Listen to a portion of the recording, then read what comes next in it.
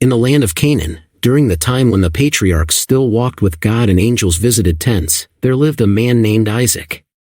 He was the promised son of Abraham and Sarah, born of divine intervention in their old age.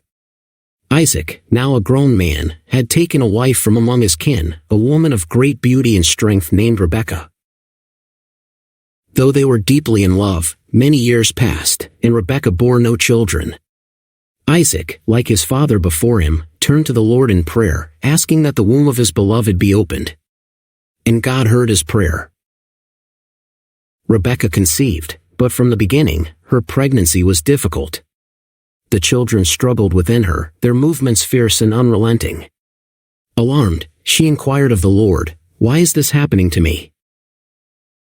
And the Lord said to her, "Two nations are in your womb. Two peoples will be separated from within you. One people shall be stronger than the other, and the older shall serve the younger." This prophecy would shape the course of history, not just for a family, but for nations to come. In time, the day of birth came. Rebekah groaned in labor, and twin boys were born to her. The first came out red and covered with hair like a garment, and they named him Esau. Immediately after, his brother emerged, grasping Esau's heel as if trying to pull him back into the womb to take his place. This one was named Jacob, meaning heel grabber or supplanter. From the start, they were different. Esau grew up to be a skilled hunter, a man of the open country. He was rugged, bold, and impulsive. Jacob, on the other hand, was quiet and thoughtful, preferring to stay among the tents. He was observant, patient, and cunning. Favored Esau, for he had a taste for wild game, and Esau brought him meat regularly. But Rebekah loved Jacob. She saw something in him, a deeper calling, perhaps even the whisper of the prophecy she had once heard. One day, when the boys had grown into young men, Esau came in from the fields, exhausted and famished. The sun had burned his skin, and hunger gnawed at his stomach like a wild beast. He was at the tent, cooking a stew of red lentils. The smell was intoxicating. "Give me some of that red stew," Esau demanded, collapsing beside the fire. "I'm starving." Jacob saw an opportunity. He set the ladle down, folded his arms, and said calmly, "Sell me your birthright first." Esau blinked. "What use is a birthright to me if I die of hunger?" "Fine. Take it." "Swear to me," Jacob insisted. Esau swore an oath, trading his birthright, the privilege of the firstborn, the greater inheritance, and spiritual leadership, for a simple meal. Jacob handed him the stew and bread. Esau devoured it without a second thought, wiped his mouth, and walked away, caring nothing for what he had lost. Thus, Esau despised his birthright. Years passed. Isaac grew old and blind. Knowing his days were numbered, he called Esau into his tent. "My son," he said. Esau answered, "Go, hunt some wild game for me, prepare the kind of savory meal I love, and bring it to me. After I eat, I will bless you before I die." Esau strapped on his bow and headed for the fields. But Rebekah had been listening. As soon as Esau left, she ran to Jacob. "Your father is about to bless Esau. We must act now so the blessing will be yours instead." Jacob hesitated. "What if father touches me? Esau is hairy, and I am smooth. He will know I'm deceiving him and curse me." "Let the curse fall on me," Rebekah said. "Just do what I say." Killed 2 young goats and prepared a savory meal. Then she took Esau's best clothes and put them on Jacob.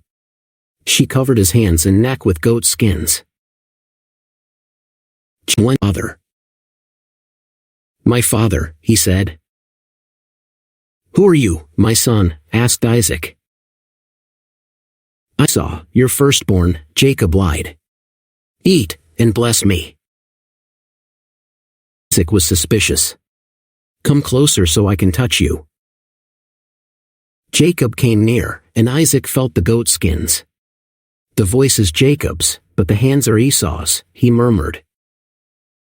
Still uncertain, he asked again, "Are you really my son Esau?" "I am," Jacob said. Isaac ate, then blessed him.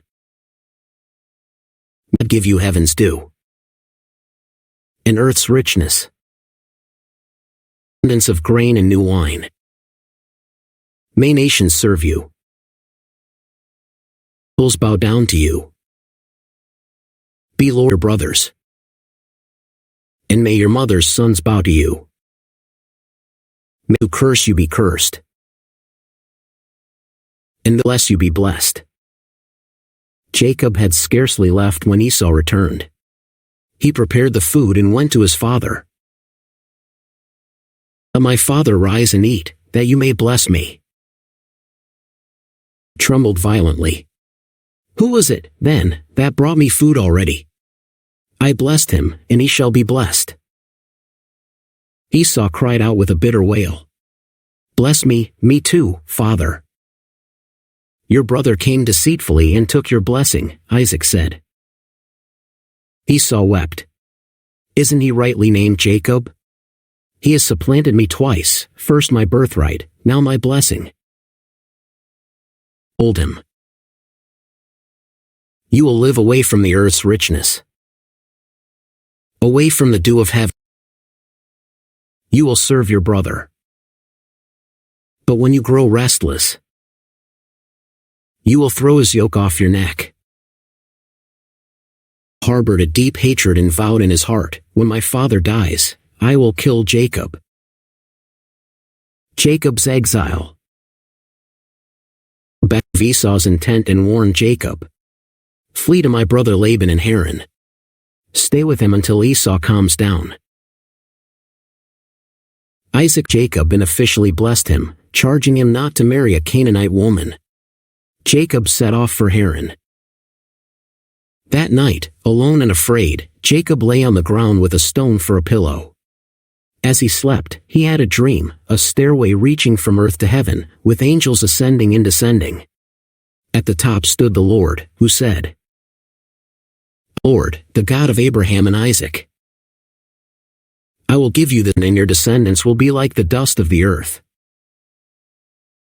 With you and will watch over you. I will bring you back to this land and will not leave you until I have done what I promised." Jacob awoke trembling. "Surely the Lord is in this place," he said. He took the stone, set it upright, and named the place Bethel, the house of God. "If God will be with me and provide for me, the Lord shall be my God, and of all I have, I will give him a tenth." Jacob lived many years in Haran. He married Leah and Rachel, the daughters of Laban, and fathered 12 sons and a daughter. He grew wealthy, but after 20 years, God told him to return to Canaan. Full of Esau's wrath, Jacob sent messengers ahead with gifts.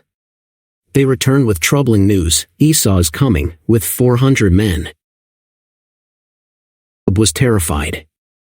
He divided his camp into 2 groups, hoping some might escape if the others were attacked. He prayed earnestly, reminded God of his promises, and sent generous gifts ahead to appease Esau. Jacob stayed alone. A mysterious man appeared and wrestled with him until dawn. When the man saw he could not overpower Jacob, he touched his hip and dislocated it. "Let me go," the man said. "I will not let you go unless you bless me," Jacob insisted. "What is your name?" "Jacob." "You shall no longer be Jacob, but Israel, for you have struggled with God and with men and have prevailed." Jacob placed Peniel, saying, "I have seen God face to face, and yet my life is spared." The next day, limping from his injury, Jacob saw Esau approaching. He 7 times to the ground as Esau came near. But Esau ran to meet him and embraced him. He threw his arms around his brother, kissed him, and they both wept. Asked, "What is the meaning of all these gifts?" "To favor in your eyes," Jacob replied. "Plenty, my brother. Keep what you have." "Please," Jacob insisted. "If I have found favor, accept this gift. Seeing your face is like seeing the face of God." And Esau. Though they went separate ways afterward, peace had been restored.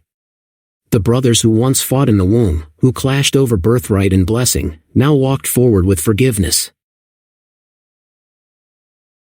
The story of Jacob and Esau teaches many things about choices, consequences, divine sovereignty, and the enduring power of reconciliation.